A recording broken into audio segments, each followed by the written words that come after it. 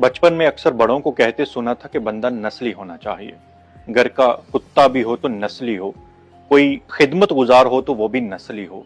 मैं उनसे इस बात पर बहस करता था, मगर अब मैं कहता हूँ कि हमें बाकायदा अपनी नमाजों में दुआ करनी चाहिए, अल्लाह पाक हमें घटिया, बेनस्ल, नीच और बगैरत लोगों से महफूज रखे। क्योंकि इस दुनिया में ऐसे ऐसे घटिया लोग बसते हैं कि आप सोच भी नहीं सकते। इनके पास आपकी जिंदगी बर्बाद करने की मुकम्मल सलाहियत मौजूद होती है, लेकिन उन्हें ना कोई शर्मिंदगी होती है, न शर्म, न लिहाज और ना ही कोई पछतावा। ऐसे लोगों के दिलों पर अल्लाह ने मोहर लगा दी होती है।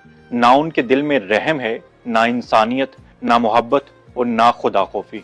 ऐसे बेनस्ल नीच लोग सिर्फ फर्द वाहद नहीं होते, बल्कि पूरे के पूरे खानदान ऐसे निकल आते हैं, पूरी की पूरी फैमिलीज, बल्कि पूरे के पूरे टब्बर और पूरे के पूरे ग्रुप्स होते हैं। इसलिए इनसे सिर्फ परहेज ही नहीं करना, बल्कि अल्लाह से दुआ भी करें कि वो हमें ऐसे बेनस्ल और नीच लोगों से महफूज रखे। आमीन।